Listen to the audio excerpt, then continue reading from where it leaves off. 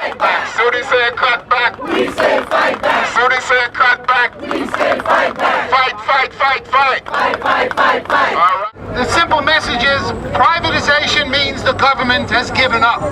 They have no right. The government has an obligation to each and every employee, to each and every patient, and to tomorrow's patients. And the only way that happens if the government and the governor step up to the plate, help us get out of this problem, and keep this hospital as a viable institution in New York. So what you're doing here today is fantastic, and I bring you the support of businesses and labor across the state.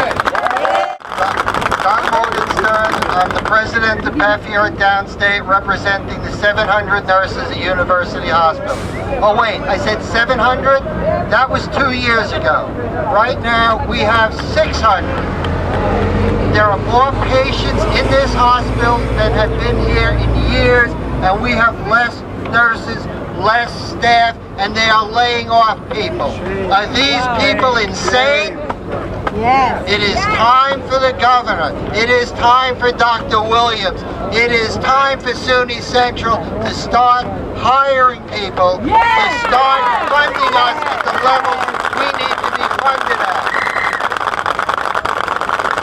In June of this year, this hospital made a profit of $1 million. In July, we made a profit of over $1 million. There is no reason to go ahead with layoffs when this hospital is profitable. Some of the areas, some of the healthcare services that are targeted, our outpatient dialysis unit is targeted to be eliminated. Just imagine that. It's the only dialysis unit in all of Brooklyn that provides healthcare services to children, and that's being targeted. Now, I want to tell you that we are working, UUP, NYSET, AFT, we are working on an updated plan with our sisters and brothers and other unions that would save Downstate, that would provide and continue to provide medical education and health care in this community. We have a plan that will build health care security for all of the people of Brooklyn into the future. This message is for Governor Cuomo. He said in the state address that he is for the voiceless. This is not an indication that he is for the voiceless. He is for the wealthy. He's for those who have, not the ones who have not. Well, Governor Cuomo, Speaker Silver, and Dean Skelos, we know that in your budget, you can find the money to keep this place afloat and take care of the people of Central Brooklyn.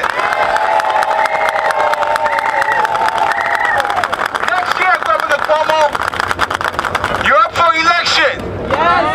We won't forget. We will march. We will find a candidate that can beat you. Now, it occurs to me that the governor is using the old bait and switch tactic here, which they've done whenever they try to privatize a public institution. They degrade its services, they lay off workers, they make cutbacks to departments, they close departments, and then a year or two down the pike, they point and say, see, it doesn't work. We got to give it to a private business or close it altogether. And that is immoral and disgusting, Governor Cuomo. This fight today is about saving jobs at SUNY Downstate. And that's a life and death question for the workers who are about to be terminated here.